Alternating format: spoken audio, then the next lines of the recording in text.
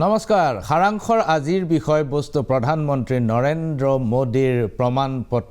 অৰ্থাৎ ডিগ্ৰী বিতৰ্ক প্ৰিয় দৰ্শক 2016 চনৰ পৰা আৰম্ভ হোৱা এই ডিগ্ৰী বিতৰ্ক আজিও চলি আছে আৰু শেহতীয়া ন্যায়ালয়ৰ এটা ৰায়দানৰ পিছত এই বিতৰ্কৰ অন্ত পৰিব বুলি ভবা হৈছিল কিন্তু সেই অন্ত পৰাতকৈও বেছি বিতৰ্কৰ সৃষ্টি হৈছে আৰু ন্যায়ালয়ৰ মজিয়াত অৰবিন্দ কেজৰিৱালক জৰিমনা বিহা হৈছে প্ৰিয় দৰ্শক মই অনুষ্ঠানৰ আৰম্ভণিতেই মই আপোনালোকক প্ৰশ্ন কৰিব খোজো যে এজন ৰাষ্ট্ৰপ্ৰধানৰ অথবা ৰাজনৈতিক ব্যক্তি বা চৰকাৰী দায়িত্বত থকা ব্যক্তি যিজনৰ নেতৃত্বদায়ী ক্ষমতা আছে যিজনে ৰাজহুৱা জনাদেশ অৰ্থাৎ মেণ্ডেট পাইছে যিজন জনগণৰ সমস্যাসমূহৰ সম্পৰ্কত যথেষ্ট সন্দিহান আৰু অৱগত তেনে ব্যক্তি যেতিয়া উচ্চ পৰ্যায়লৈ যায় তেওঁৰ আসলতে শিক্ষাগত অৰ্হতা কিমান সেইটোৰ গুৰুত্ব বা সেইটোৰ প্ৰাসংগিকতা কিমান থাকিব পাৰে সেইটো এটা প্ৰশ্নৰ কথা কাৰণ কোনো এজন ব্যক্তি যাৰ নেতৃত্বদায়ী ক্ষমতা আছে তেওঁৰ নিজৰ জোৰত তেওঁ জনগণক নেতৃত্ব দি জনাদেশ লাভ কৰিবলৈ সক্ষম হৈছে তেনেকুৱা ব্যক্তি কিমান শিক্ষিত কিমান দূৰলৈকে তেওঁ পঢ়িছে এইটোৰ প্ৰাসংগিকতা কিমান বহু ক্ষেত্ৰত প্ৰমাণ হৈছে যে এইবোৰ আসলতে গুৰুত্বপূৰ্ণ কথা নহয় আপোনালোকক মই তালিকা দি দিব পাৰোঁ স্বয়ং ৰবীন্দ্ৰনাথ ঠাকুৰ বিল গেটছ আজিম প্ৰেমজী ষ্টিভ জবছ সকলোৱে পঢ়া শুনা আধাতে এৰিছে কিন্তু এওঁলোকেতো পৃথিৱীৰ আটাইতকৈ ডাঙৰ বৰঙণি এওঁলোকে দি আহিছে ষ্টিভ জবছৰ বৰঙণি আপুনি অস্বীকাৰ কৰিব নোৱাৰে মাইক্ৰ'ছফ্টৰ বিল গেটছৰ বৰঙণি আপুনি অস্বীকাৰ কৰিব নোৱাৰে ৱাইপ্ৰ'ৰ আজিম প্ৰেমজীৰ আপুনি বৰঙণি অস্বীকাৰ কৰিব নোৱাৰে অথবা নোবেল বঁটা বিজয়ী কবি বিশ্বকবি ৰবীন্দ্ৰনাথ ঠাকুৰৰ বৰঙণি আপুনি অস্বীকাৰ কৰিব নোৱাৰে এতিয়া তেওঁলোকৰ শিক্ষাগত অৰ্হতা কিমান তেওঁলোক সকলোৱে আধাতে পঢ়া শুনা এৰিছে তেওঁলোকে কোনো স্নাতক ডিগ্ৰী পাছ কৰিব পৰা নাই আজিম প্ৰেমজীয়ে জীৱনৰ একেবাৰে 60 বছৰ বয়সত ইঞ্জিনিয়াৰিঙৰ ডিগ্ৰী লৈছে এনেকুৱা ধৰণৰ ঘটনা বহুত ঘটিছে আপোনালোকক মই এজন ৰাজনীতিকৰ কথা কওঁ কে কামৰাজ আপোনালোকে বহুতে কামৰাজ পলিচি শব্দটো শুনিছে কে কামৰাজে শ্ৰীমতী ইন্দিৰা গান্ধীক বাধ্য কৰাইছিল সমগ্ৰ কেবিনেটে পদত্যাগ কৰিছিল আৰু তাৰ পাছত অল ইণ্ডিয়া কংগ্ৰেছ কমিটিয়ে মন্ত্ৰীবোৰ নতুনকৈ বাছনি কৰিছিল তাক কামৰাজ পলিচি বুলি কোৱা হৈছিল সেইজন কে কামৰাজ আছিল অল ইণ্ডিয়া কংগ্ৰেছ কমিটিৰ দীৰ্ঘদিনৰ সভাপতি তেওঁ হিন্দী ইংৰাজী একোৱে নাজানিছিলে নিজৰ মাতৃভাষাটোৰ বাহিৰে কে কামৰাজে একো নাজানিছিলে সাংবাদিকে যেতিয়া প্ৰশ্ন সুধিলে যে আপুনি যেতিয়া মোৰাৰজী দেশাই আৰু ইন্দিৰা গান্ধীৰ মাজত যেতিয়া প্ৰতিদ্বন্দ্বিতা হৈছে প্ৰধানমন্ত্ৰীত্বৰ বাবে তেতিয়া কে কামৰাজক প্ৰশ্ন সুধিছিল যে আপুনি সভাপতি হৈ আছে কিন্তু আপুনি কিয় তাত প্ৰতিদ্বন্দ্বিতা নকৰে তেতিয়া কে কামৰাজে কৈছিল উত্তৰটো আছিল এনেকুৱা নো ইংলিছ নো হিন্দী হাও এইটোৱে আছিল তেওঁৰ উত্তৰ গতিকে কে কামৰাজৰ নিচিনা মানুহৰ নেতৃত্বদায়ী ক্ষমতা আছিল আৰু সেইখিনি সীমিত শিক্ষাৰে তেওঁ অল ইণ্ডিয়া কংগ্ৰেছ কমিটিক দীৰ্ঘদিনৰ বাবে সফলতাৰে নেতৃত্ব দিছিল তেনে অৱস্থাত নৰেন্দ্ৰ মোদী কিমান পঢ়া সেইটো গুৰুত্বপূৰ্ণ কথা নহয় নৰেন্দ্ৰ মোদীৰ শিক্ষাৰ অৰ্হতা বিচাৰি আমি যাবলৈ চেষ্টা নকৰোঁ নৰেন্দ্ৰ মোদী ভাৰতবৰ্ষৰ প্ৰধানমন্ত্ৰী নৰেন্দ্ৰ মোদী জনাদেশ লৈ দুবাৰকৈ ক্ষমতালৈ আহিছে গুজৰাটৰ মুখ্যমন্ত্ৰী হৈ আছিল গতিকে তেওঁৰ সেই দিশটোহে গুৰুত্বপূৰ্ণ কিন্তু নৰেন্দ্ৰ মোদীয়ে যি ধৰণে দাবী কৰিছে তেওঁ যিমান শিক্ষিত বুলি দাবী কৰি তেওঁ শপতনামা দাখিল কৰিছে সেই সিমানখিনি অৰ্হতা তেওঁৰ আছেনে নাই তেওঁ দাখিল কৰা শপতনামা সঁচানে মিছা তাক কিন্তু জনাৰ অধিকাৰ জনসাধাৰণৰ আছে মোৰ লগত কেজৰিৱালৰ মতামত মিলা নাই কেজৰিৱালে কি কৈছে আপোনালোকে শুনক बहुत जरूरी है प्रधानमंत्री को पढ़े लिखे होना अगर कम पढ़ा लिखा प्रधानमंत्री होगा कोई भी आके उनको बेवकूफ बना देगा कोई आके बोलेगा सर आप नोटबंदी कर दो भ्रष्टाचार खत्म हो जाएगा अब अगर कम पढ़े लिखे प्रधानमंत्री उनको समझ ही नहीं है वो नोटबंदी कर दी उन्होंने भ्रष्टाचार खत्म हुआ वैसा का वैसा है समझ ही नहीं पढ़े लिखे प्रधानमंत्री होंगे, उनको अर्थशास्त्र की जानकारी होगी, विज्ञान की जानकारी होगी, टेक्नोलॉजी की जानकारी होगी, साइंस की जानकारी होगी। कम पढ़े लिखे प्रधानमंत्री होंगे, कोई भी बेवकूफ बना के चला जाएगा। कोई आके बोलेगा प्रधानमंत्री जी नोटबंदी कर दो, आतंकवाद खत्म हो जाएगा। हुआ आतंकवाद खत्म? लाइनों में लगा दिया, पूरे देश में धंधे बंद हो गए, चौपट हो गया पूरा देश। কেজৰিৱালে কৈছে যে প্ৰধানমন্ত্ৰীজন এজন উচ্চ শিক্ষিত ব্যক্তি হোৱাটো উচিত, নহ'লে যিকোনো মানুহে তেওঁক প্ৰবঞ্চনা কৰি ঠগিব পাৰে। তেওঁ নৰেন্দ্ৰ মোদীক কটাক্ষ কৰি কৈছে যে যিটো ডিমনিটাইজেশ্যন, নোটবন্দী, এই বিমুদ্ৰাকৰণ তেওঁ এই কাৰণে কৰিলে যে তেওঁ পঢ়া শুনা কম, এই কথাটো তেওঁ পৰোক্ষভাৱে প্ৰধানমন্ত্ৰী নৰেন্দ্ৰ মোদীক কৈছে। কিন্তু প্ৰধানমন্ত্ৰী নৰেন্দ্ৰ মোদীৰ সিদ্ধান্ত ভুল অথবা ভাল, দুই ধৰণৰ ধাৰণা থাকিব পাৰে, দুটা ধৰণৰ নেৰেটিভছ থাকিব পাৰে। সকলো ধাৰণা ভুল, সকলো ধাৰণা ভাল, এনেকুৱা ধৰণৰ কথাও থাকিব পাৰে। অথবা সকলোৱেই ভুল অথবা সকলোৱেই ভাল, এনেধৰণৰ ধাৰণাও থাকিব পাৰে। কিন্তু ৰবিশ কুমাৰ, সাংবাদিক ৰবিশ কুমাৰৰ ধাৰণাটো আপোনালোকে চাই লওক। তেওঁ কৈছে যে এজন দেশৰ নেতা বা ৰাজনৈতিক ব্যক্তি বা শীৰ্ষ ব্যক্তি, সমাজৰ প্ৰতিষ্ঠিত ব্যক্তি, যি সমাজৰ কাৰণে বৰঙণি আগবঢ়াইছে, বিভিন্ন কাৰণত তেওঁ পঢ়া শুনা কৰিব নোৱাৰিব পাৰে। তেওঁৰ আৰ্থিক অৱস্থা বেয়া হ'ব পাৰে, অথবা তেওঁ স্কুললৈ যোৱাৰ বাবে সা সুবিধা নাপাব পাৰে, ওচৰৰ গাঁৱত স্কুল নাথাকিব পাৰে। তেওঁৰ হয়তো দেশৰ প্ৰতি যিটো দেশপ্ৰেম বা তাৰণা আছে সেইটো আমাতকৈ বহুত বেছি, অথবা কোনো ব্যক্তিক গাঁথনিগত শিক্ষাই হয়তো আকৰ্ষণ কৰিব নোৱাৰিব পাৰে। তেওঁৰ হয়তো অতিৰিক্ত বেলেগ ধৰণৰ শিক্ষা পাবলৈ তেওঁ ইচ্ছুক। ৰবিশ কুমাৰে কি কৈছিল আমি চাই লওঁ আহক। नमस्कार, मैं रविश कुमार। मेरी राय में यह बेहद विचित्र बात है कि प्रधानमंत्री की डिग्री पर चर्चा हो रही है। प्रधानमंत्री के बयानों, नीतियों की आलोचना होनी चाहिए, समीक्षा होनी चाहिए, लेकिन उनकी डिग्री पर चर्चा हो तो सोचना पड़ता है कि इससे हासिल क्या होने वाला है। क्या हम और आप नहीं जानते कि जब कोई राजनीति में आता है तब उसके परिवार, रिश्तेदार कितनी निंदा करते हैं, घूम घूम कर कहते हैं लड़का लोफर हो गया। ऐसा नहीं कि एजुकेटेड क्लास राजनीति में नहीं आया, मगर इसका बड़ा हिस्सा राजनीति को कमतर निगाह से ही देखता रहा। भले ही वो भारत को दुनिया का सबसे बड़ा लोकतंत्र बताने में सबसे आगे रहता हो, इसी एजुकेटेड क्लास ने राजनीति को कमतर निगाह से देखा। जाहिर है यह जगह खाली तो रहती नहीं, इसलिए उस जगह को उन लोगों ने भरा जिन्होंने अपना सब कुछ दांव पर लगाया, पढ़ाई छोड़ी, राजनीति में आए तो राजनीति में आने के बाद पढ़ाई छूट गई। कई बार गरीबी के कारण पढ़ाई छूटी तो कई बार पारिवारिक कारणों से इतना राजनीतिक हो गया परिवार की बच्चों की पढ़ाई छूट गई। बहुतों के नाम ले सकता हूं मगर अभी उसकी जरूरत नहीं। हमारी राजनीति में अच्छे विद्यार्थी भी आए और वो भी आए जिन्हें अच्छे विद्यार्थी बनने का मौका नहीं मिला, लेकिन कम पढ़े लिखे नेताओं का हमारा एजुकेटेड क्लास ने खूब मजाक उड़ाया। इन नेताओं की उपलब्धि को अपनी तौहीन के रूप में देखा कि वे बीए पास करके निदेशक बने हैं, इंजीनियर बने हैं, मगर फलाना 10वीं फेल होकर भी मुख्यमंत्री बन गया। लेकिन यही तो हमारे लोकतंत्र की उपलब्धि है कि जो नहीं पढ़ सका वो भी राजनीति में चमक सकता है, उसके अनुभवों से भी हमारी राजनीति निखर सकती है। एजुकेटेड हो जाने से कोई अच्छा नेता हो जाता है, इसकी कहीं कोई गारंटी नहीं मिलती है। पढ़ा लिखा होना चाहिए, मगर जिस देश में आज भी साक्षरता एक सपना हो, वहां डिग्री एकमात्र शर्त नहीं हो सकती। आजादी के दिनों से लेकर हाल के दिनों तक हमारे मुल्क में सबसे पहले वही तालीम के शिखर तक पहुंचे जो जमींदार थे, अमीर थे, जिनके पास खूब पैसा था। गरीबों की बारी बहुत बाद में आई। मगर सवाल यहाँ डिग्री को गलत बताने को लेकर है, मामला उसके बारे में है। প্ৰিয় দৰ্শক, একেটা ধৰণৰ ধাৰণা ময়ো পোষণ কৰোঁ যে এজন নেতাই কিমান পঢ়িছে সেইটো ডাঙৰ কথা নহয়, সেইটো সিমান প্ৰাসংগিক নহয় যেতিয়ালৈকে তেওঁৰ নেতৃত্বদায়ী ক্ষমতা, তেওঁৰ জনাদেশ আকৰ্ষণ কৰিব পৰা ক্ষমতা থাকে। আমি সকলোৱে তেওঁৰ নেতৃত্ব মানি ল'বলৈ বাধ্য। কিন্তু যদি নেতাজনে তেওঁৰ অৰ্হতা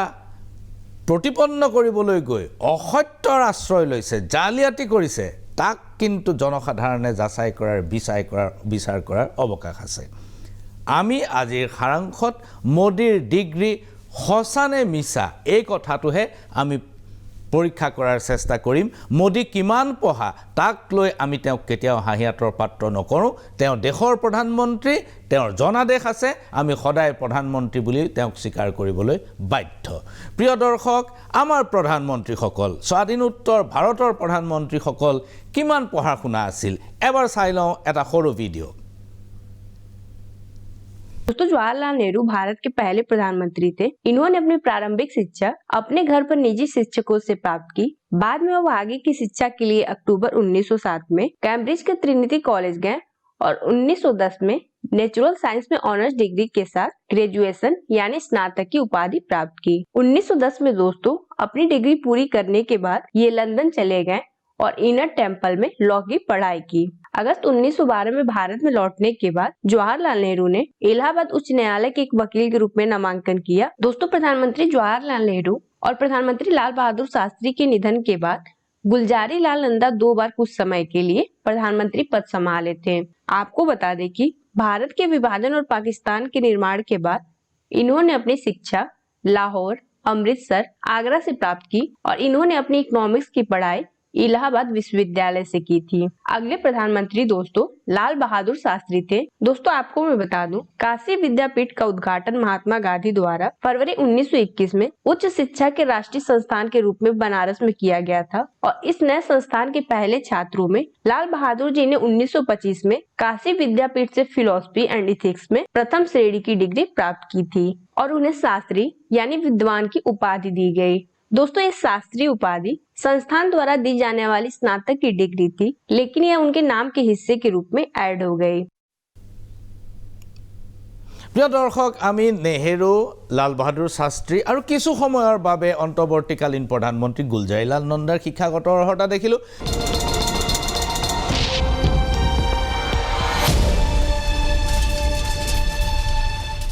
পণ্ডিত নেহেৰু খুব উচ্চ শিক্ষিত আছিল। তেওঁ ইনাৰ টেম্পলৰ পৰা লৰ ডিগ্ৰী লৈছিল। লাল বাহাদুৰ শাস্ত্ৰীও খুব উচ্চ শিক্ষিত। তেওঁ শাস্ত্ৰী উপাধি পাইছিল। তেওঁ আচলতে বেলেগ উপাধিৰ মানুহ আছিল। তেওঁ উচ্চ শিক্ষিত ব্যক্তি।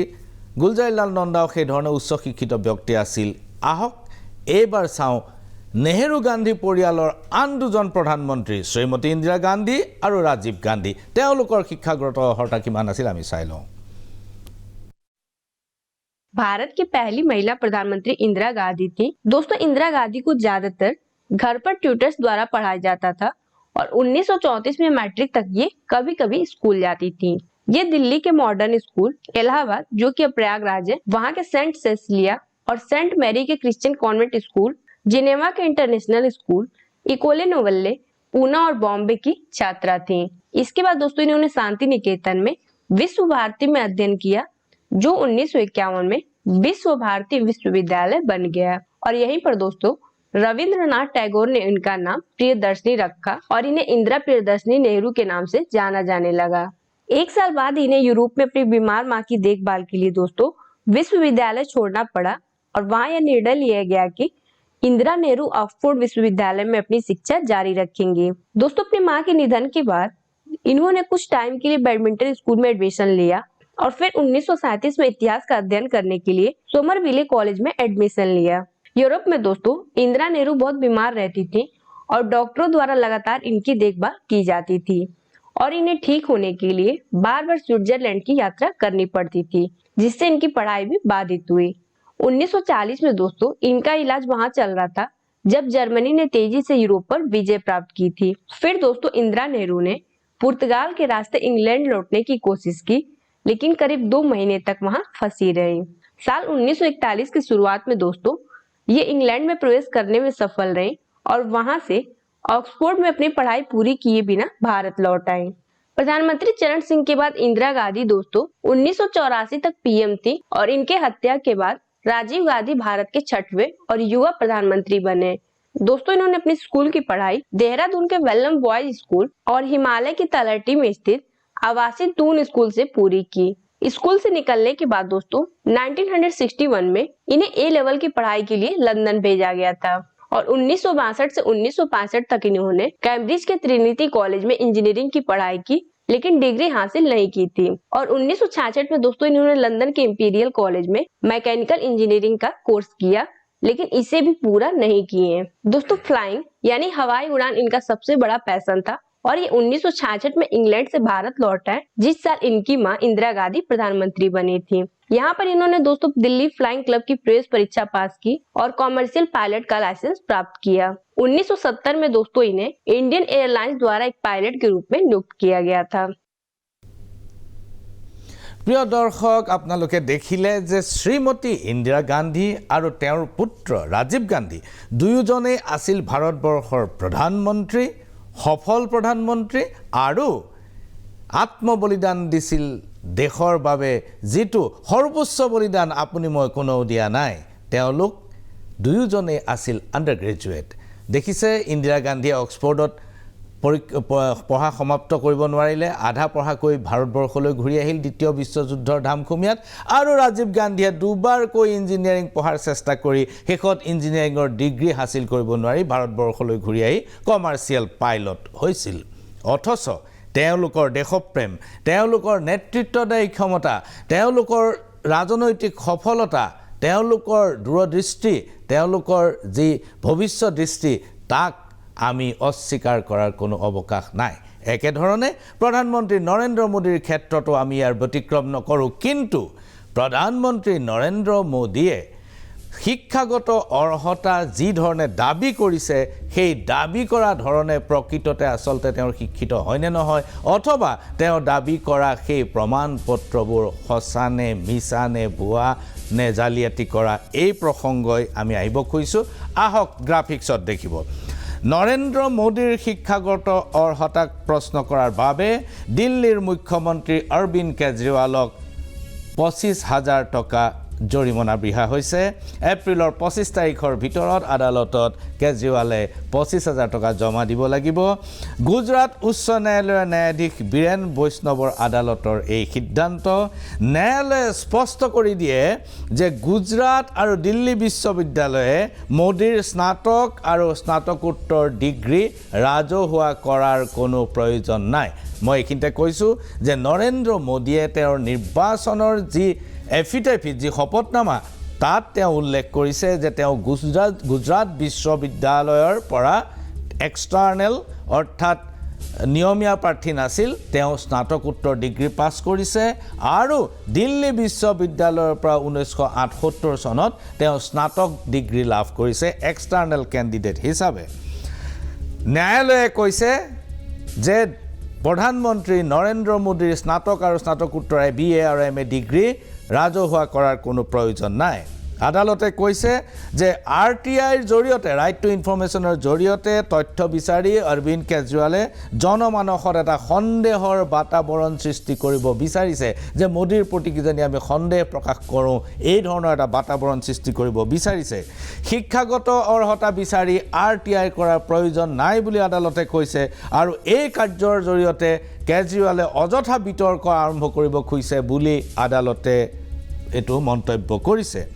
ভাৰতৰ চলিচিটৰ জেনেৰেল, যিজন সৰ্বোচ্চ চৰকাৰী অধিবক্তা, ভাৰতৰ চলিচিটৰ জেনেৰেল তুষাৰ মেহতাই কৈছে যে দুয়োখন বিশ্ববিদ্যালয়ক এই স্নাতক আৰু BA আৰু MA ডিগ্ৰী দুখন ৰাজহুৱা নকৰিবলৈ আদালতে বাধ্য কৰিব নোৱাৰে। আদালতক তেওঁ দেখুৱাই দিছে যে আদালতে বাধ্য কৰাটো অনুচিত হ'ব BA আৰু MAৰ ডিগ্ৰীৰ চাৰ্টিফিকেট দুখন। মোদীৰ প্ৰমাণ পত্ৰ ৰাজহুৱা কৰিবলৈ বিশ্ববিদ্যালয়ক বাধ্য নকৰিব, এইটো চলিচিটৰ জেনেৰেলৰ আহ্বান। চলিচিটৰ জেনেৰেলে কৈছে কিছুমান শিশুসুলভ দায়িত্বজ্ঞানহীন সন্দেহক,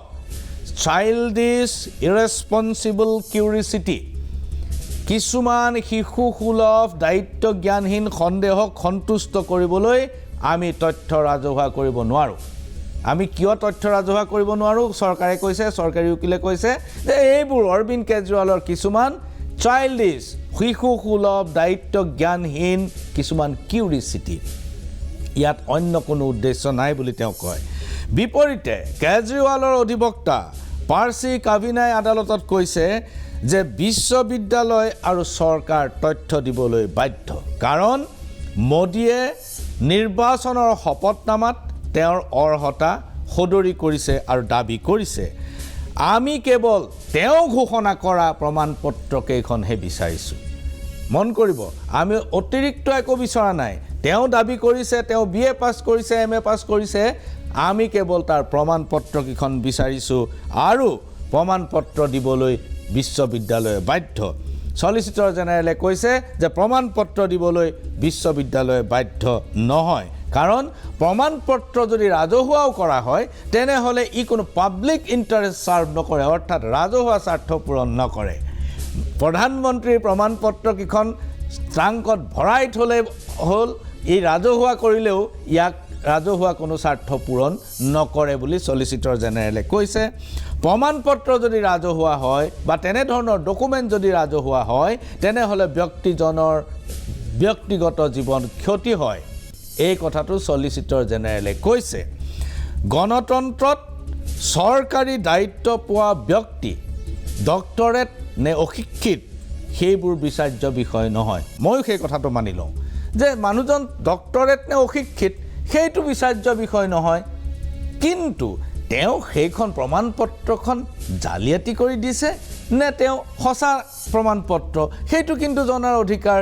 জনগণৰ নিশ্চয় থাকিব, যিহেতু শপতনামাত এইটো দিব লগা হৈছে। প্ৰধানমন্ত্ৰীৰ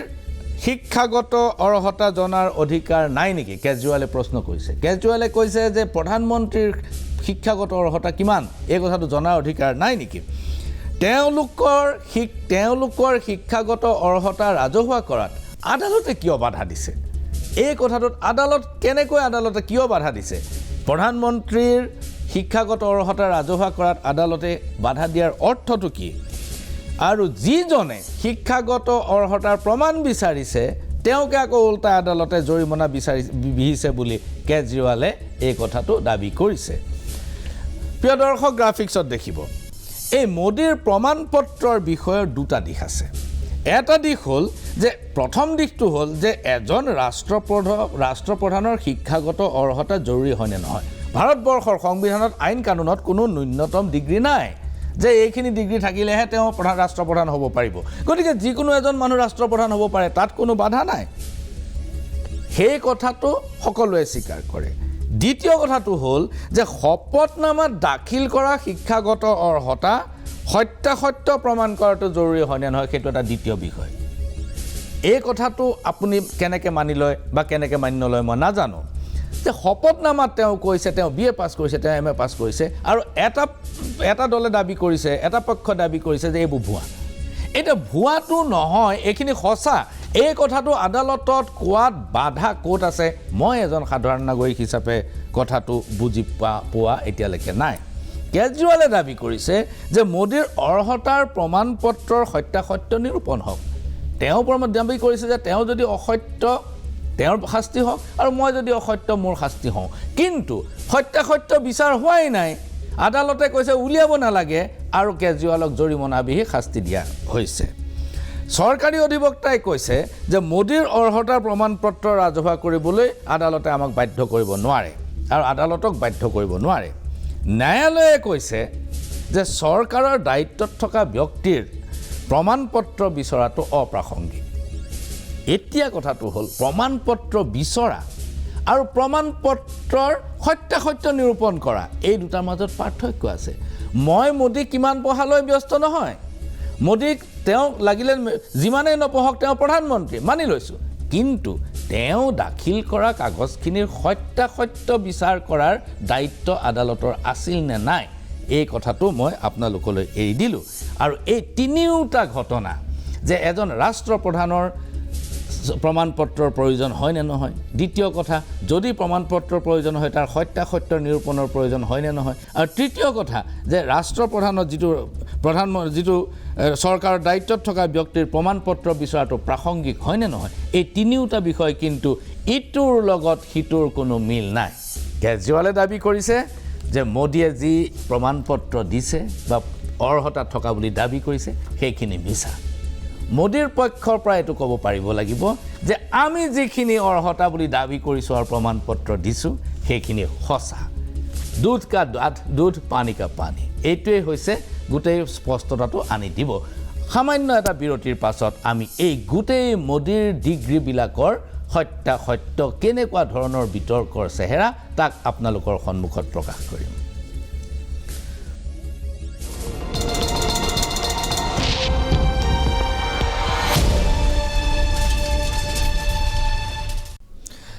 প্ৰিয় দৰ্শক, নৰেন্দ্ৰ মোদীৰ শিক্ষাগত অৰ্হতাৰ বিষয়টো 7 বছৰ পুৰণি। 2015 চনত যেতিয়া আম আদমি পাৰ্টি ক্ষমতালৈ আহিছিল 2016 চনৰ পৰাই তেওঁলোকে এই বিতৰ্কটো আৰম্ভ কৰিছিল আহক গ্ৰাফিক্সত দেখিব যে মোদীৰ শিক্ষাগত অৰ্হতাৰ বিষয়টো 6 বছৰৰ পুৰণি বিষয় 2016 চনতে আম আদমি পাৰ্টিয়ে শিক্ষাগত অৰ্হতাৰ প্ৰমাণপত্ৰ বিচাৰিছিল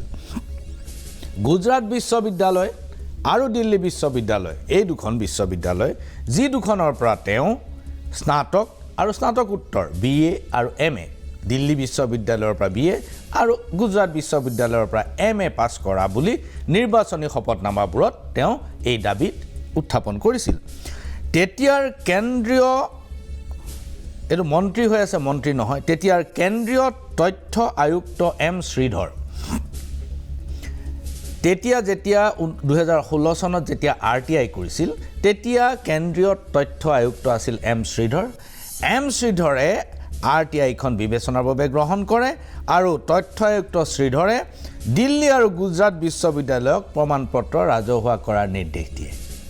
দিল্লী বিশ্ববিদ্যালয়ক ক'লে যে তোমালোকে প্ৰমাণপত্ৰ ৰাজহুৱা কৰা যিজন প্ৰাৰ্থীয়ে বিচাৰিছে যিজন এপ্লিকেণ্টে বিচাৰিছে তেওঁক দিয়া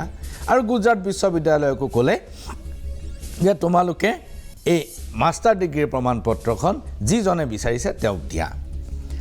লগে লগে গুজৰাট বিশ্ববিদ্যালয় আদালতত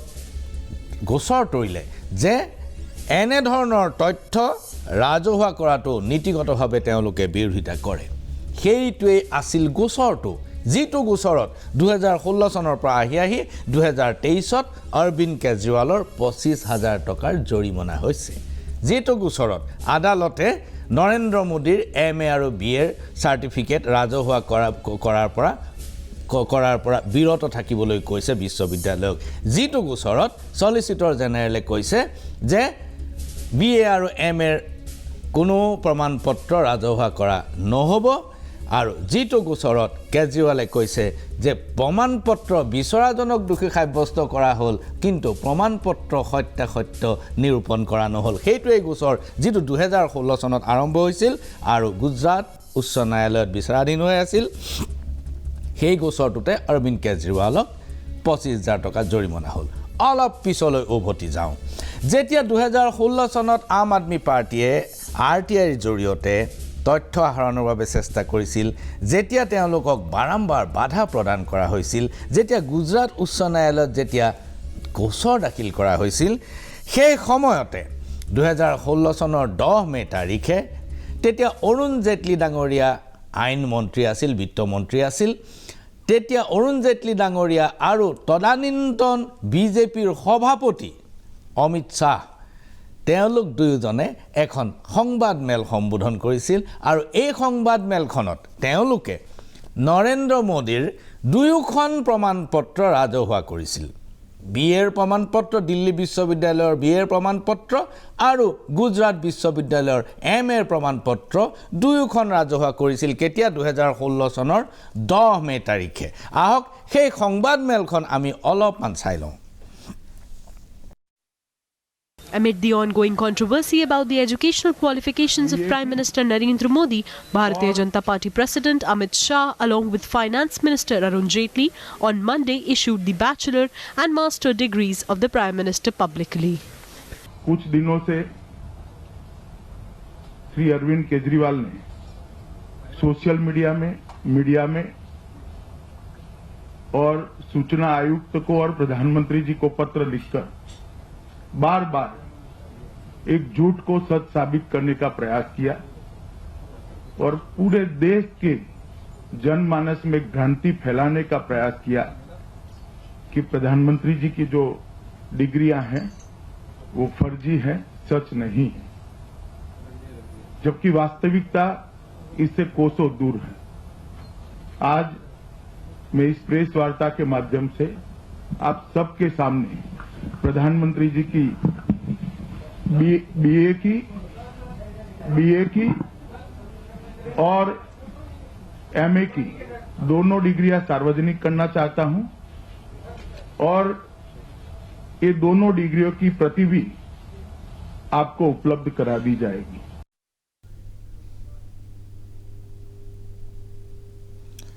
প্ৰিয় দৰ্শক সকলোৱে ভাবিছিল যে বিতৰ্কৰ ইমানতে সামৰণি পৰিব যিখন BA চাৰ্টিফিকেট যিখন MA চাৰ্টিফিকেট দুয়োখন ৰাজহুৱা কৰা হৈ গৈছে সংবাদ মেলত ৰাজহুৱা কৰা হৈছে বিতৰ্ক অন্ত পৰিব লাগিছিল নহল বিতৰ্ক আৰু বেছি হ'ল কাৰণ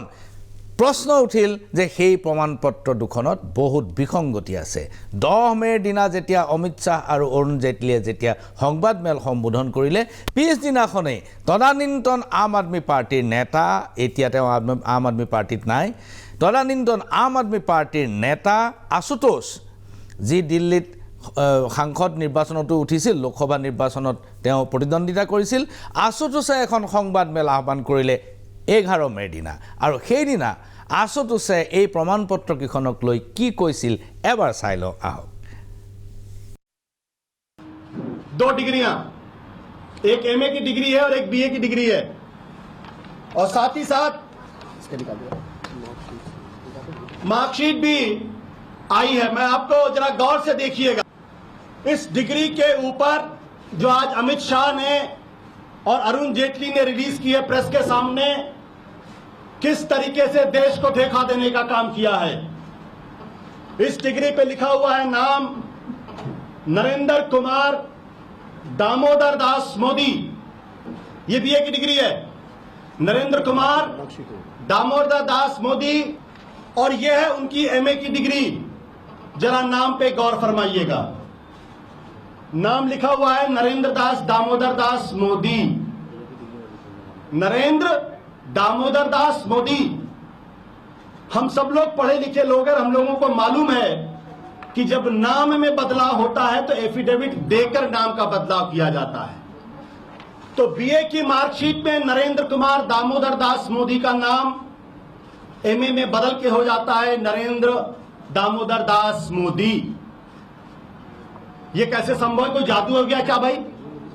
कहां वो एफिडेविट जिसमें नाम को बदलने का काम किया गया एक डिग्री में नाम नरेंद्र कुमार दामोदर दास मोदी दूसरे में नरेंद्र मैंने अपना नाम बदला है और अपना नाम बदलने के लिए मैंने अपना सरनेम ड्रॉप किया है और 2014 के लोकसभा के चुनाव में जब मैं चांदनी चौक का चुनाव लड़ रहा था तो मैंने बाकायदा अपना सरनेम ड्रॉप किया सरनेम ड्रॉप करने के लिए यानी नाम बदलने के लिए आपको कानूनी प्रक्रिया होती कानूनी कार्रवाई होती लिखकर देना पड़ता है एफिडेविट देना पड़ता है तो अमित शाह जी आपने कोशिश तो बहुत की अरुण जेटली जी कोशिश आपने भी बहुत की बट पकड़े गए रंगे हाथों जरा जनता के सामने वो एफिडेविट भी पेश करिए जिसमें नाम बदला गया जैसे मैं पेश कर सकता हूं क्योंकि मैंने अपना नाम बदला है दूसरी बात इस मार्कशीट को बहुत गौर से देखिएगा इसमें लिखा हुआ है 1977 ये 1977 की मार्कशीट है ये 1977 की मार्कशीट है और यह है डिग्री इस डिग्री में क्या साल लिखा गया 1978 अभी तक देश को क्या पता था कि नरेंद्र मोदी जी ने दिल्ली विश्वविद्यालय से 1978 में डिग्री हासिल की BA की तो मार्कशीट कहती है 1977 यह है मार्कशीट ये देखिए 1977 लिखा हुआ है मैं थोड़ा कम देख पाता हूं इसलिए मैं और करीब से देख लेता हूं ये 1977 लिखा हुआ है आप लोग भी जरा ध्यान से देखिए 1977 लिखा है कि नहीं लिखा है गौर करिए इसको और कैमरामैन जरा जूम करें इसको हाँ दोनों हाथ से पकड़ लेता हूं और ये है डिग्री जिसमें 1978 लिखा हुआ है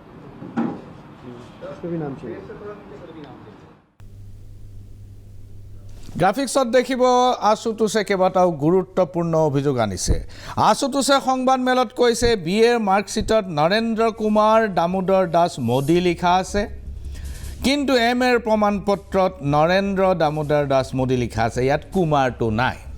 BA কুমাৰ আছিল MA কুমাৰ নাই যদি BA পিছত যদি তেওঁ নাম সলনি কৰিছে আইনী প্ৰক্ৰিয়াৰে শপতনামা দাখিল কৰি তেওঁ নাম সলনি কৰিব লাগিব দ্বিতীয়তে MAৰ প্ৰমাণপত্ৰত কুমাৰ নাই BAত MODY আৰু MAত MODI দুটা উপাধিৰ পাৰ্থক্য আছে MODI আৰু MODY যদি নাম সলনি কৰিছে তেন্তে আইনী প্ৰক্ৰিয়াৰ জৰিয়তে কৰিব লাগিছিল সেই ব্যৱস্থাটো কেতিয়া কৰিলে দ্বিতীয়তে এটা গুৰুত্বপূৰ্ণ অভিযোগ যে মাৰ্কশ্বিটত আছে নৰেন্দ্ৰ মোদীয়ে 1977 চনত BA পাছ কৰিছে, কিন্তু চাৰ্টিফিকেটত আছে, দিল্লী বিশ্ববিদ্যালয়ৰ চাৰ্টিফিকেটত আছে যে তেওঁ 1978 চনত BA পাছ কৰিছে। এই তফাতটো কেনেকৈ হ'ল? 1978 আৰু 1977, 1977 চনৰ মাৰ্কশ্বিট আৰু 1978 চনৰ চাৰ্টিফিকেট, ইয়াত গুৰুত্বপূৰ্ণ ৰহস্যৰ গোন্ধ পাইছে আশুতোষ আৰু আম আদমি পাৰ্টিয়ে। প্ৰথম দৃষ্টিত এয়া সঁচাকৈয়ে ৰহস্যজনক। আৰু এই দুখন চাৰ্টিফিকেট ক'ৰ?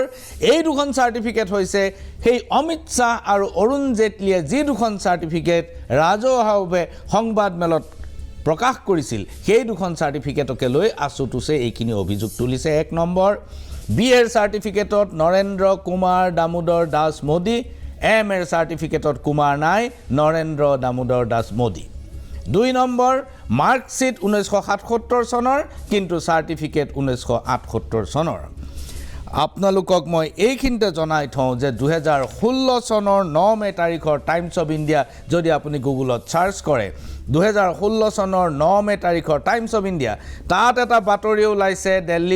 দিল্লী বিশ্ববিদ্যালয়ৰ ভাইচ চেঞ্চেলাৰৰ উদ্ধৃতি থকা। তাত সেই বাতৰিটোত এটা পেৰাগ্ৰাফত কোৱা হৈছে যে অৰবিন্দ কেজৰিৱালে সেইদিনা দাবী কৰিছে যে নৰেন্দ্ৰ মোদী নামৰ একে নামৰ এজন মানুহ ৰাজস্থানৰ আলোৱাৰ নিবাসী, তেওঁৰ এখন চাৰ্টিফিকেট আৰু মাৰ্কশ্বিট দেখুৱাই দিল্লী বিশ্ববিদ্যালয়ৰ এই কামটো কৰা হৈছে বুলি অৰবিন্দ কেজৰিৱালে 2016 চনৰ 9 মেত এই অভিযোগটো টাইমছ অফ ইণ্ডিয়া বাতৰি কাকতত প্ৰকাশ পাইছে। এইটো মই কোৱা নাই, অৰবিন্দ কেজৰিৱালে তেতিয়াই কৈছিল। প্ৰিয় দৰ্শক, এগৰাকী অৰুণ জেটলীৰ এইখিনিতে ক্ষণিক সময়ৰ বিৰতিৰ পাছত মই আৰু কেতবোৰ প্ৰমাণ দাঙি ধৰিম, যিবোৰ প্ৰমাণে আমাক সন্দেহৰ পৰা আৰু বেছি সন্দেহৰ গহ্বৰলৈ লৈ যাব। চাই থাকক সাৰাংশ।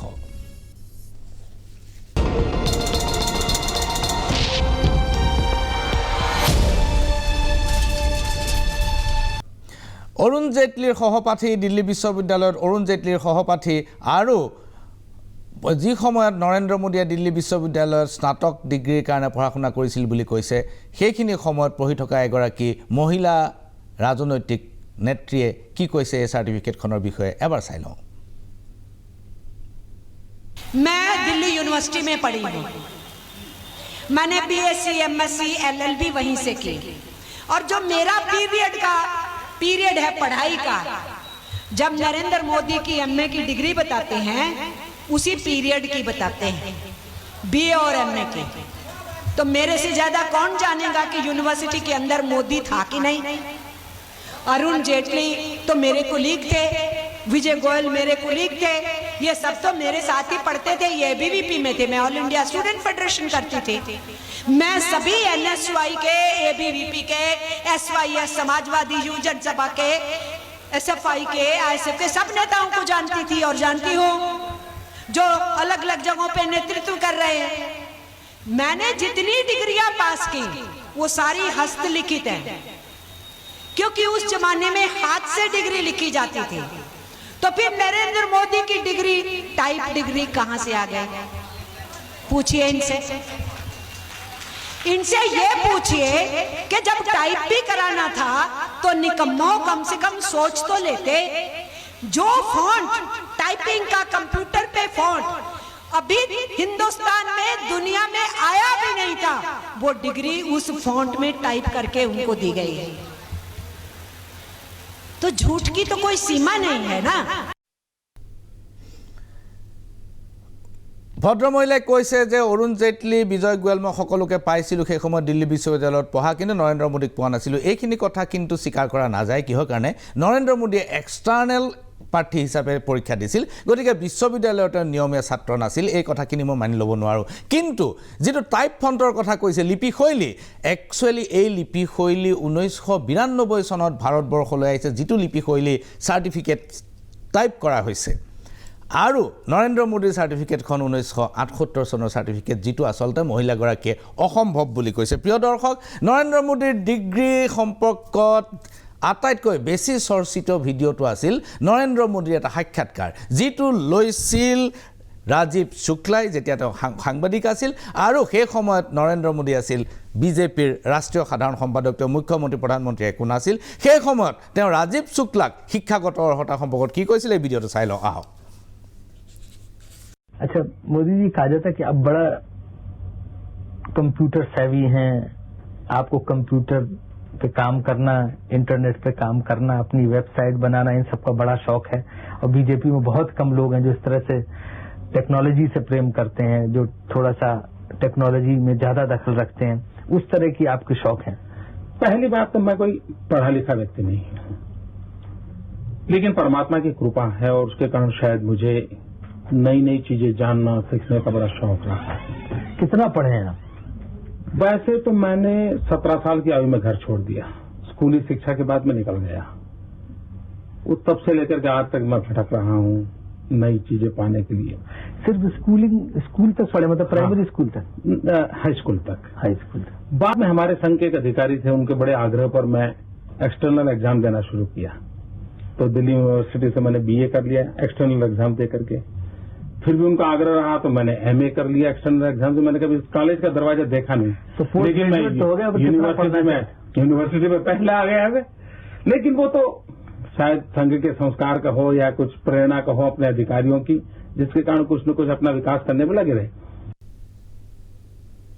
বিজেপিৰ ৰাষ্ট্ৰীয় সাধাৰণ সম্পাদক নৰেন্দ্ৰ মোদীয়ে কৈছে যে তেওঁ হাইস্কুলৰ পিছতে তেওঁ আনুষ্ঠানিক শিক্ষা বাদ দিছে আৰু এক্সটাৰ্নেল পৰীক্ষা দি তেওঁ BA আৰু MA ডিগ্ৰী পাছ কৰিছে এতিয়া আহক সঞ্জয় সিং আম আদমি পাৰ্টিৰ সঞ্জয় সিঙে এই গুজৰাট ন্যায়ালয়ৰ গোচৰটোৰ পিছত এখন সংবাদ মেলত কি কৈছিল আমি প্ৰথমটো ভিডিঅ' চাই লওঁ कॉन्फ्रेंस में दिखाई गई है वो डिग्री अपने आप में कई सवाल खड़े करती है अभी सिलसिलेवार करके मैं आपके सामने बताऊंगा लेकिन एक बात बहुत स्पष्ट है कि भारत के चुनाव आयोग का नियम यह कहता है कि अगर आप अपनी संपत्ति के बारे में कोई गलत जानकारी देते हैं अगर आप अपनी डिग्री के बारे में कोई जानकारी गलत देते हैं तो आपकी सदस्यता रद्द हो सकती है यानी भारत के प्रधानमंत्री की डिग्री जांच करा ली जाए वो फर्जी निकलती है तो मोदी जी की सदस्यता पूरी तरीके से रद्द हो जाएगी সঞ্জয় সিঙে কৈছে যে যদি মোদীৰ কেনেবাকৈ এইটো অসত্য প্ৰমাণিত হয় সাৰ্টিফিকেট তেনেহলে মোদীৰ সাংসদ পদ খাৰিজ হ'ব আৰু প্ৰধানমন্ত্ৰীৰ সাংসদ একো নাথাকিব সেইটো বাৰু সকলোৱে জনা কথা কিন্তু আহক সঞ্জয় সিঙে আন কেতবোৰ অভিযোগ আনিছে তেওঁৰ সাৰ্টিফিকেটখনৰ সম্পৰ্কত अब मैं आपको सिलसिलेवार करके बताऊंगा कि इनकी डिग्री फर्जी कैसे नंबर 1 ये वो डिग्री है जो गृह मंत्री अमित शाह ने प्रेस कॉन्फ्रेंस करके दिखाई थी और कहा था कि प्रधानमंत्री की मास्टर डिग्री यह है गुजरात विश्वविद्यालय से उन्होंने मास्टर ऑफ आर्ट्स किया है अब इस डिग्री में देखिए आप नकल के लिए भी अकल चाहिए होती है लेकिन इस नकल में अकल का इस्तेमाल नहीं किया गया यहां पर यूनिवर्सिटी लिखा हुआ है और यूनिवर्सिटी की स्पेलिंग में विक्ट्री का वी जो आता है उसके इस्तेमाल की जगह बैट का भी इस्तेमाल किया गया है यह हो गया यूनिवर्सिटी तो हमारे मोदी जी यूनिवर्सिटी से पढ़ाई किए हुए हैं और इसी सर्टिफिकेट में एक जगह और यूनिवर्सिटी लिखा हुआ है नीचे उसकी अंग्रेजी ठीक लिखी हुई है यहां बी आ गया यहां पे विक्ट्री का वी आ गया ये देखिए आप इसी सर्टिफिकेट की बात कर रहा हूं जो गृह मंत्री जी ने दिखाई গ্ৰাফিক্সত দেখিব সঞ্জয় সিঙে দাবী কৰিছে প্ৰধানমন্ত্ৰী মোদীয়ে ইউনিভাৰ্চিটিৰ কোনো ডিগ্ৰী লোৱা নাই তেওঁ এখন ইউনিভাৰ্চিটিৰ ডিগ্ৰী লৈছে ইউনিভাৰ্চিটি বি বুলি লিখা হৈছে সাৰ্টিফিকেটখনৰ মূল শিৰোনামত ইউনিভাৰ্চিটি নহয় আকৌ গুজৰাটৰখন দেখুৱাওক গুজৰাটৰখনত ইউনিভাৰ্চিটি সম্পূৰ্ণকৈ লিখা আছে গুজৰাটৰ যিখন মাষ্টাৰ ডিগ্ৰী চাৰ্টিফিকেট সেইখনত ইউনিভাৰ্চিটি ভি শব্দটো তাত নাই এতিয়া সঞ্জয় সিঙে দ্বিতীয়টো অভিযোগ আনিছে ইউনিভাৰ্চিটিৰ ঠাইত ইউনিভাৰ্চিটি এবাৰ হওক সঞ্জয় সিঙৰ দ্বিতীয়টো অভিযোগ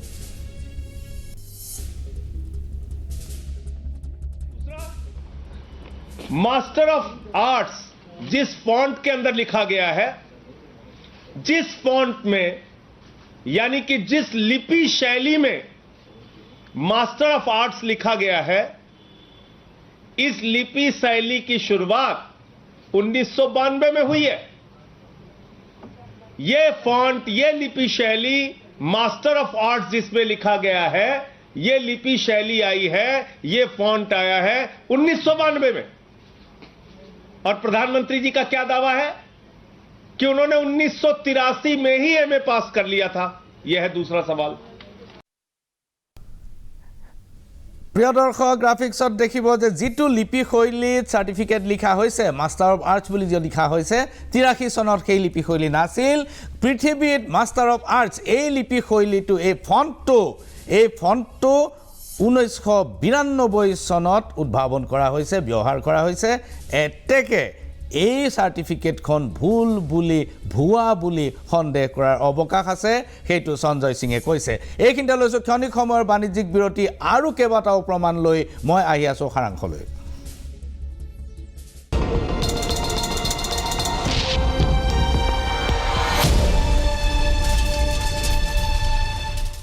প্ৰথম অভিযোগ যে মাৰ্কশিটত 1977 কিন্তু প্ৰমাণপত্ৰত 1978 দ্বিতীয় অভিযোগ ইউনিভাৰ্চিটিৰ ভিটো মূল শিৰোনামাত ইউনিভাৰ্চিটিৰ ভিটো জেগাত আছে বি তৃতীয় অভিযোগ যেটো লিপি শৈলী যেটো মাষ্টাৰ অফ আৰ্টছ বুলি লিখা হৈছে সেই লিপি শৈলী 1992 চনত আৱিষ্কৃত হৈছে কিন্তু 1983 চনৰ চাৰ্টিফিকেটত সেই লিপি শৈলী লিপিবদ্ধ হৈছে এয়া আছে 3 নম্বৰ অভিযোগ চতুৰ্থ অভিযোগ পুনৰ সঞ্জয় সিং আপোনালোকৰ সন্মুখত अब तीसरा सवाल और सबसे बड़ा सवाल यह है प्रधानमंत्री जी का मैं स्कूली शिक्षा गांव में किया और जैसे मैडम बता रही थी ना कि अपनी शिक्षा के कारण आदमी आगे नहीं बढ़ता तो मेरी शिक्षा ही नहीं हुई तो ये प्रधानमंत्री जी का वक्तव्य है मेरा नहीं माफ कीजिएगा ये किसका वक्तव्य है भारत के प्रधानमंत्री आदरणीय नरेंद्र मोदी जी का वक्तव्य है मुख्यमंत्री गुजरात बनने के बाद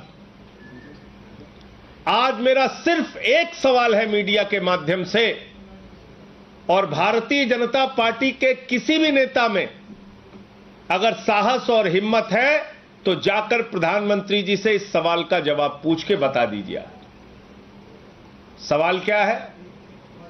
79 में और 78 में अगर बैचलर डिग्री दिल्ली विश्वविद्यालय से प्रधानमंत्री ने कर ली 1983 में मास्टर ऑफ आर्ट्स की डिग्री गुजरात विश्वविद्यालय से कर ली अगर आपकी 1989 में बीए की डिग्री हो गई 1983 में एमए की डिग्री हो गई तो भैया प्रधानमंत्री जी देश के सामने इस बात का खुलासा कर दीजिए कि फिर 2005-6 के दौरान या मुख्यमंत्री बनने के बाद का ये जब का भी भाषण है आपने क्यों एक टीचर को संबोधित करते हुए कहा कि आपकी कोई शिक्षा दीक्षा नहीं है स्कूली शिक्षा के आगे आप नहीं पढ़े ये तो आपका बयान है मेरा बयान नहीं है ये बयान तो आपने दिया है प्रधानमंत्री जी ये बयान आपका है मेरा बयान नहीं है मैं स्कूली शिक्षा गांव में किया और जैसे मैडम बता रही थी ना कि अपनी शिक्षा के कारण आदमी आगे नहीं बढ़ता तो मेरी शिक्षा ही नहीं हुई मेरी शिक्षा ही नहीं हुई ये नरेंद्र मोदी जी गुजरात के मुख्यमंत्री बनने के बाद कह रहे हैं एक टीचर को संबोधित करते हुए 2005-6 চনত তেওঁ শিক্ষক এজনৰ লগত কথোপকথন হওঁতে তেওঁ কৈছিল যে মোৰ স্কুলৰ শিক্ষাৰ বাহিৰে আন শিক্ষা নাই আৰু আন শিক্ষা মই পোৱাও নাই এই কথাটো পুনৰ সঞ্জয় সিঙে উপস্থাপন কৰিছে আৰু প্ৰশ্ন কৰিছে যদি সেই সময়ত আপোনাৰ ডিগ্ৰী আছিলে 78 চনত আৰু 1983 চনত বিএ আৰু এমএ পাছ কৰিছিল সেইখিনি কথা শিক্ষকজনক কিয় নকলে প্ৰিয় দৰ্শক এতিয়া আমি আহিছো সঞ্জয় সিঙৰ পঞ্চম অভিযোগটো লৈ যিটো অতি সাংঘাতিক যিটো ডিগ্ৰী পোৱা বুলি মাষ্টাৰ ডিগ্ৰী যিটো বিষয় লৈ নৰেন্দ্ৰ মোদীয়ে মাষ্টাৰ ডিগ্ৰী কৰিছে বুলি MA কৰিছে বুলি দাবী তোলা হৈছে চাৰ্টিফিকেট প্ৰদৰ্শন কৰা হৈছে সেই বিষয়টো ময়ো আজিলৈকে শুনা নাই আহক শুনি লওঁ 140 करोड़ लोगों के भविष्य से जुड़ा हुआ फैसला है प्रधानमंत्री जी को सामने आना चाहिए और अपनी डिग्री दिखाना चाहिए और दुनिया में एकमात्र व्यक्ति हैं हमारे प्रधानमंत्री जी एकमात्र व्यक्ति जिनके पास अद्भुत डिग्री है उस विषय की डिग्री किसी के पास नहीं वो डिग्री भी हम लोगों को देखने का हक नहीं इंटायर पॉलिटिकल साइंस ये डिग्री है प्रधानमंत्री की एक अद्भुत एक अनोखी एक विचित्र डिग्री तो क्या इस देश के 140 करोड़ लोगों को ये गौरव हासिल नहीं होना चाहिए कि हमारा प्रधानमंत्री अगर इंटायर पॉलिटिकल साइंस की डिग्री लिया है तो वो डिग्री हम लोग देख ले कहां है वो इंटायर पॉलिटिकल साइंस की डिग्री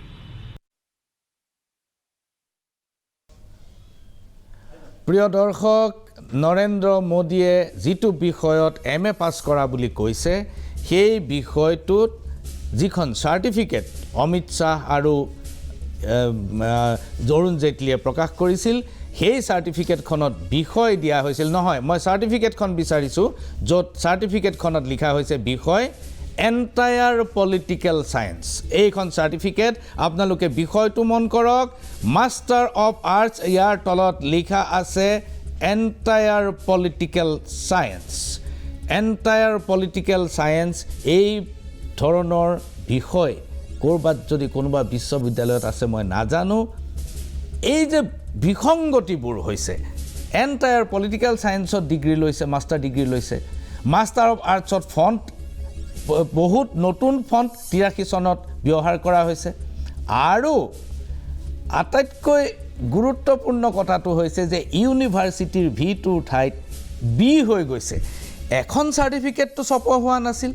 চাৰ্টিফিকেট হাজাৰ হাজাৰ ছপোৱা হৈছে য'ত তাৰ শিৰোনামত ইউনিভাৰ্চিটিৰ বি হৈ আছে V2 ঠাইত